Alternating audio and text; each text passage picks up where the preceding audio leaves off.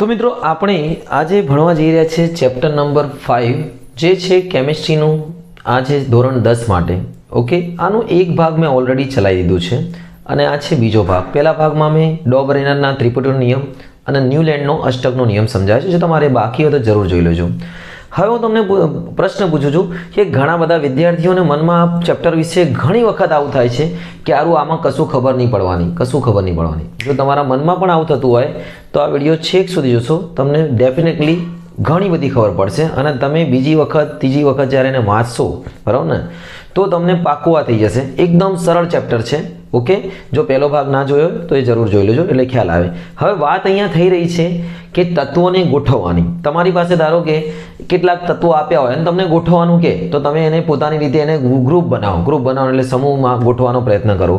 તો આવો પ્રયત્ન ડોબરેનરે કર્યો હતો અને ન્યુલેન્ડે કર્યો હતો, પરંતુ એમનો પ્રયત્ન એટલો બધો સારો હતો નહીં. અને પછી આવ્યો એક મહાન જીનિયસ માણસ, એને પોતાની પૂરી તાકાતથી આ ગ્રુપ પાડવાનું શરૂ કર્યું અને ગ્રુપ પાડવાનું એક આખું ફર્મા એટલે મીન્સ આખું બેઝ તૈયાર કરી દીધું, જેના પર અત્યારનું આધુનિક આવર્ત કોષ્ટક બનેલું છે. અને એ જે મહાન જીનિયસ જે વૈજ્ઞાનિક હતો, જેણે કેટલીક બધી માહિતી એના પરથી આપી, જેનાથી ઘણી બધી શોધોને વેગ મળ્યો, એ હતો મેન્ડેલિવ. તો મિત્રો, આ જે રશિયન રસાયણશાસ્ત્રી છે એમનું પૂરું નામ હતું દમિત્રી ઇવાનોવિચ મેન્ડેલિવ. આપણે એમને શોર્ટકટ મેન્ડેલિફથી ઓળખીશું. અને મેન્ડેલિફે પોતાને શું કમાલ કરી એ સમજીએ. આપણે એક વસ્તુ સમજી લો કે અત્યારનું જે આધુનિક આવર્ત કોષ્ટક છે એ ટોટલી પરમાણુ ક્રમાંક ઉપર આધારિત છે. એટલે બહુ ઇઝી છે. રોલ નંબર ઉપર તમારે ગમે તેને ગોઠવો તો તમે સરળતાથી ગોઠવી દો.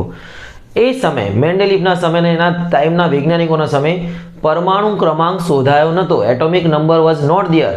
એટલે પરમાણુ દળાંક ઉપરથી બધું ગોઠવવાનું હતું. એટલે સમજી લો કે તમને વિદ્યાર્થીઓના વજન ઉપરથી છૂટા પાડવાનો હોય તો આ બંનેમાં બહુ ફરક પડી જાય છે. રોલ નંબરમાં અને વજનમાં બહુ ફરક પડી જાય. કેટલાના વજનો સરખા થઈ જાય છે, બરાબર ને? રોલ નંબરમાં એવું ના થાય. તો હવે મેન્ડેલિફે જે આવર્ત કોષ્ટક બનાવ્યું એના માટે સૌથી પહેલાં એને કઈ વસ્તુ નોંધી અને કેટલી મહેનત કરીએ સમજી લઈએ. સૌથી પહેલાં મેન્ડેલિફના સમયમાં એની પાસે 63 તત્વો શોધાયા હતા. અને યાદ રાખજો, આ 63 તત્વો પછી બીજા તત્વો શોધાઈ રહ્યા હતા ઓલરેડી. એવું નથી કે ખાલી 63 તત્વો શોધાઈ ગયા અને બીજા બધા નહોતા શોધાવાના. એને પછી તત્વો શોધાવાનું ચાલુ હતું. છતાંય મેન્ડેલિફના આવર્ત કોષ્ટકમાં આ બધા માટે એને જગ્યા રાખી હતી. હવે ધ્યાનથી જોજો. પહેલાં તો મેન્ડેલિફે શું જોયું કે ભાઈ મેન્ડેલિફે એમના પરમાણુ દળ અને ગુણધર્મો વચ્ચેના સંબંધો તપાસ્યા કે ભાઈ પરમાણુ દળ વધે છે, ઘટે છે, ગુણધર્મોમાં શું ફરક પડે છે. બીજું એક મહત્વની વસ્તુ જોઈ, એમની રાસાયણિક પ્રક્રિયાઓ, ભૌતિક પ્રક્રિયાઓ અને એમનું બીજી અન્ય પ્રક્રિયાઓ, રાસાયણિક પ્રક્રિયાઓ અને ભૌતિક પ્રક્રિયાઓ, આ બધું ચેક કર્યું. એક બીજી વસ્તુ જોઈ, એમની ઓક્સિજન સાથે પ્રક્રિયા અને હાઇડ્રોજન સાથે. આ બહુ ખાસ જોયું કે ભાઈ કોઈ પણ તત્વ, ધારો કે સમજી લો કે કોણ ઓક્સિજન સાથે પ્રક્રિયા કરીને કયો તત્વ બનાવે છે, એક જેવો તત્વ બનાવે છે. કે જેવો ઓક્સિજન સાથે પ્રક્રિયા કરીને એક જેવા બનાવે છે ને એક ગ્રુપમાં રાખો. ભાઈ જેવો આ જોડે આવી પ્રક્રિયા કરીને એક જેવું સંયોજન બનાવે છે એક જોડે રાખો. સમજ્યા કે નહીં? સમજા મારી વાત? ધારો કે હું તમને એક સિમ્પલ ઉદાહરણ આપું કે ધારો કે સોડિયમ છે, સોડિયમ ઓક્સિજન સાથે બનાવશે Na2O અને પોટેશિયમ પણ ઓક્સિજન સાથે બનાવશે K2O. તો આના મેન્ડેલિફને ખબર પડી કે ભાઈ અહીંયા આ બે સાથે જોડાય છે, અહીંયા પણ બે સાથે, તો આ બંને ગ્રુપમાં આવવા જોઈએ. એટલે એને ઓક્સિજન સાથેની પ્રક્રિયા જોઈ, હાઇડ્રોજન સાથેની પ્રક્રિયા જોઈ, કઈ રીતે હાઇડ્રાઇડ બનાવે છે, કઈ રીતે ઓક્સાઇડ બનાવે છે, બધું જોયું. અને પછી એના બધા ગુણધર્મો અભ્યાસ કરીને 63 કાર્ડ લીધા. દરેક કાર્ડ ઉપર દરેક તત્વના બધા ગુણધર્મો લખ્યા અને પછી એને લગાયા ટાંકણી સાથે. અને જે ગુણધર્મો જેના વધારે મેચ થતા હતા એને જોડે મૂકતો ગયો. આ રીતે એને આખા ગ્રુપ પાડ્યા. એને જે ઊભા જે લાઈન હતી એને સમૂહ નામ આપ્યું અને આડી જે લાઈન હતી એને આવર્ત નામ આપ્યું. અને એને નિયમ આપ્યો કે ભાઈ તત્વના ગુણધર્મો તેના પરમાણ્વીય દળને આવર્તનીય વિધેય છે. તત્વના ગુણધર્મો તેના પરમાણ્વીય દળના આવર્તનીય વિધેય છે. ઓકે, તો મેન્ડેલિફે આવર્ત કોષ્ટક બનાવી દીધું હતું અને આ આવર્ત કોષ્ટકથી ઘણો બધો ફાયદો થયો અને ઘણી બધી વસ્તુઓ ખ્યાલ આવી. હું તમને સમજાવતો જાઉં છું શું ફાયદો થયો અને શું ખ્યાલ આવ્યું. ધ્યાન આપજો. તો મિત્રો, મેન્ડેલિફે જ્યારે આવર્ત કોષ્ટક બનાવ્યું ત્યારે એને ઘણી બધી જગ્યા એવી મળી હતી કે જ્યાં અમુક તત્વો સેટ થતા નહોતા, એટલે એ જગ્યા એને ખાલી રાખવી પડી હતી. ધારો કે તમે બધા પેલો જોડતા હોય છે, આપણે પેલાની પઝલ્સ જોડતા હોય અને પઝલ જોડતા જાઓ તો તમને અમુક વસ્તુ આમ સેટ ના થાય, તો તમે શું કહો કે ભાઈ અહીંયા એક ટુકડો ગાયબ છે કે અહીંયા આ વસ્તુ ગાયબ છે, તો એ તમે લેતા આવો તો આપણે એને ગોઠવી દઈએ. ઓકે, કાં તો પડી ગયું છે ક્યાં. ઓકે, બસ મેન્ડેલિફે પણ અભ્યાસ કરતા ખબર પડી ગઈ કે અમુક તત્વો હજી વચ્ચે જગ્યા ખૂટી રહી છે, એ ભવિષ્યમાં શોધાશે. અને એ આગાહી કરી એમને એડવાન્સ આગાહી કરી કે મિત્રો આવા તત્વો ભવિષ્યમાં શોધાશે અને શોધાયા પણ ખરા. ધારો કે એમને કીધું કે ભાઈ એક તત્વ છે જે એલ્યુમિનિયમ જેવું, કોના જેવું? એલ્યુમિનિયમ જેવું, જે ભવિષ્યમાં શોધાશે. એને નામ આપ્યું એકા એલ્યુમિનિયમ. શું નામ આપ્યું? એકા એલ્યુમિનિયમ. એકાનો મતલબ એના જેવું. અને ભવિષ્યમાં આ જ તત્વ જે પછી શોધાયું એ હતું ગેલિયમ, જેના ગુણધર્મો એલ્યુમિનિયમને મળતા હતા. પછી એક બીજો એમને તત્વ નામ આપ્યું એકા સિલિકોન. ઓકે, એકા સિલિકોન એટલે સિલિકોન જેવો એક તત્વ હતો જે ભવિષ્યમાં શોધાયો અને એ હતું જર્મેનિયમ. અને એક હજી નામ હતું એકા બોરોન. જેને ભવિષ્યમાં જે શોધાયું એનું નામ આપ્યું સ્કેન્ડિયમ. એટલે જો આ ભવિષ્યમાં શોધાયેલા તત્વની આગાહી મેન્ડેલિફે પોતે પહેલા કરી દીધી અને એની આગળ એકા શબ્દ વાપર્યો હતો. એકા એલ્યુમિનિયમ, પછી શોધાયું ગેલિયમ. એકા સિલિકોન, પછી શોધાયું જર્મેનિયમ. એકા બોરોન, પછી શોધાયું સ્કેન્ડિયમ. આ તમે નામ યાદ રાખજો, એક માર્ક્સમાં પૂછે છે.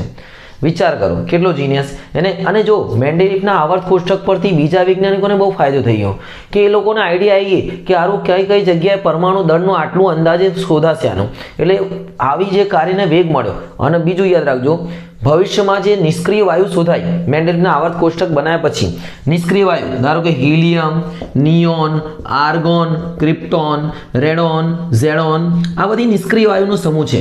આના માટે મેન્ડેલિફના આવર્ત કોષ્ટકમાં કોઈ ફેરફાર કરવા ના પડે, એને સાઈડમાં અલગથી જગ્યા મળી ગઈ.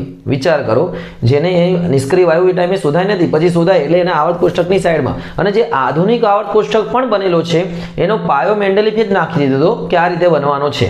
પણ ફરક એટલો છે કે આધુનિક આવર્ત કોષ્ટક પરમાણુ ક્રમાંક ઉપર છે અને પરમાણુ દળ ઉપર છે. હું વારંવાર કહું છું, ધ્યાન રાખજો. પછી જો કેટલીક મેન્ડેલિફના આવર્ત કોષ્ટકમાં પણ ભૂલ હતી, એને પણ અમુક એડજસ્ટમેન્ટ કર્યા હતા. એક એક્ઝામ્પલ, ધારો કે કોબાલ્ટ જેનું વજન હતું 58.9 યુનિટ, બરાબર ને? એટલું જ છે. અને એક છે નિકલ, એનું વજન છે 58.7 યુ, બરાબર.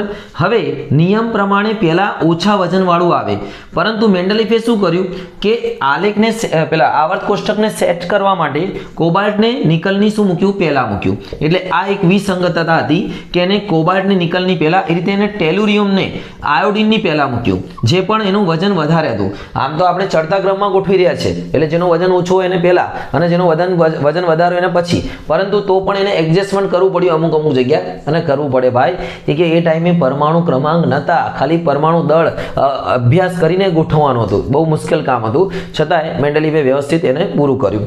હવે બીજી વાત કરીએ કે આ મેન્ડેલિફના આવર્ત કોષ્ટકમાં ઘણી બધી જગ્યાએ કેટલીક જે વસ્તુ હતી એ હજી પણ એમને સમજાઈ શકાતી નથી. એ કઈ હતી એ જોઈ લઈએ આપણે, એટલે આ પ્રશ્ન પૂરું થશે. તો મિત્રો, મેન્ડેલિફના આવર્ત કોષ્ટકની મર્યાદાઓ શું હતી? જેમાં પહેલી જે મર્યાદા છે એ છે હાઇડ્રોજનનું સ્થાન. એ તો અત્યારના આવર્ત કોષ્ટકમાં એ પ્રોબ્લેમ વાળું છે.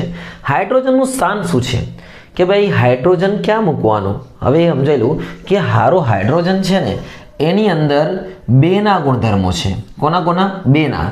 એ ધાતુ, આલ્કલી ધાતુ તરીકે પણ વર્તે છે અને અધાતુની જેમ પણ પ્રક્રિયા કરે છે. ધારો કે ધાતુની જેમ તમે હાઇડ્રોજનને ધાતુની જેમ પ્રક્રિયા કરાવી શકો છો. ધારો કે જે રીતે ધાતુ ક્લોરીન સાથે પ્રક્રિયા કરે, મીઠું NaCl, બરાબર ને? NaCl બનાવે ને, એટલે હાઇડ્રોજન પણ ક્લોરીન સાથે પ્રક્રિયા કરે, HCl બનાવે, KCl બનાવી રીતે. એટલે ટૂંકમાં ધાતુની જેમ એ પ્રક્રિયા કરે. જે રીતે આપણે કોઈ વસ્તુ લઈ લો કે હાઇડ્રોજન, પછી આપણે બીજી કોઈ અન્ય ધાતુ લઈ લો, હાઇડ્રોજન બ્રોમાઇડ HBr. આ શું છે?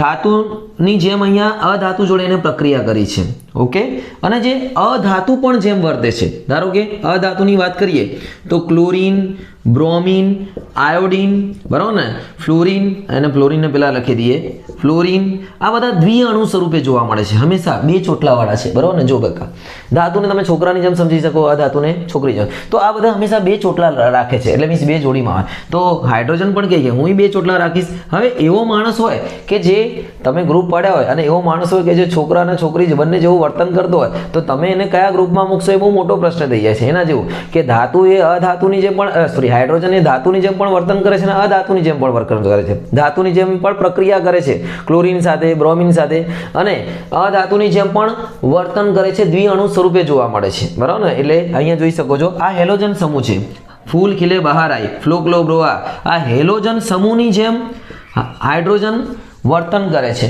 કઈ રીતે? દ્વિઅણુ સ્વરૂપે. અને પાછું બનાવવા પણ છે, ધારો કે CCl4 બને જે રીતે આની જોડે, એ રીતે આમાં પણ બનશે તમારે HCl, તમે કીધું જ તમને બીજું પણ બનાવશે. આ ધારો કે CH4, હવે જો કાર્બન આની સાથે પણ જોડાયો છે અને કાર્બન હાઇડ્રોજન સાથે પણ જોડાયો છે, એટલે આ બંનેની જેમ આ જોડાઈ ગયો, ક્લોરીનની જેમ હાઇડ્રોજન પણ જોડાઈ ગયો છે. ટૂંકમાં હાઇડ્રોજનને ક્યાં મૂકવો એ મોટો પ્રશ્ન હતો, ઓકે, કે ધાતુ અને અધાતુ જરી વર્તન કરે છે. અને બીજું સમસ્થાનિકો સ્થાન, આ બહુ મહત્વનું છે. મેન્ડેલિફ સમસ્થાનિકોનું સ્થાન ના સમજાઈ શક્યા. હવે સમજાવો સમસ્થાનિકો કોને કહેવાય? કે એક જ તત્વના પરમાણુ જેનો પરમાણુ ક્રમાંક સરખો હોય, રોલ નંબર સરખો હોય, પણ વજન અલગ અલગ હોય. ધારો કે હાઇડ્રોજનના 3 સમસ્થાનિક છે, તમે આગળ બનશો હાઇડ્રોજન, ડ્યુટેરિયમ, ટ્રિટિયમ. હવે આ 3 સમસ્થાનિકનો પરમાણુ ક્રમાંક તો એક છે, પરંતુ વજન બધાનો અલગ અલગ છે. એક થોડો હલકો છે, એક થોડો ભારે છે, કે એનાથી ભારે છે. હવે જે પરમાણુ મેન્ડેલિફે જે આવર્ત કોષ્ટક બનાવ્યો હતો એ પરમાણુ દળ પર આધારિત હતો. એનો મતલબ વજન બદલાય તો એનું સ્થાન પણ બદલાય. એટલે હાઇડ્રોજનના 3 સમસ્થાનિકો માટે 3 અલગ અલગ સ્થાન રાખવા પડે. એવું શક્ય ના બની શકે. તમે મારી વાત સમજ્યા? કે આ 3 વજન ઉપર, આ આખું આવર્ત કોષ્ટક વજન ઉપર આધારિત, દળ ઉપર આધારિત હતો, અને સમસ્થાનિકોના દળ તો અલગ હોય છે. અત્યારે આધુનિક આવર્ત કોષ્ટકમાં પ્રોબ્લેમ નથી નડતી, કે આધુનિક આવર્ત કોષ્ટક એ પરમાણુ ક્રમાંક ઉપર છે. એટલે જેનો પરમાણુ ક્રમાંક 1 છે હાઇડ્રોજનનો, એ બધા એકમાં બધા ગણાશે. ધારો કે હાઇડ્રોજનના સમસ્થાનિક બધા પહેલામાં જ ગણાશે. હાઇડ્રોજન હોય, ડ્યુટેરિયમ કે ટ્રિટિયમ, કે દરેકનો પરમાણુ ક્રમાંક શું છે? 1 છે.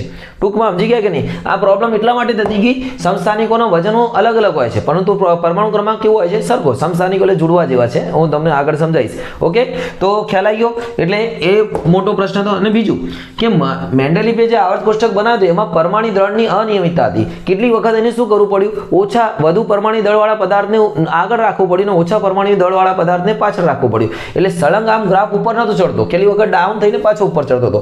એટલે આવું અનિયમિતતા જોવા મળે.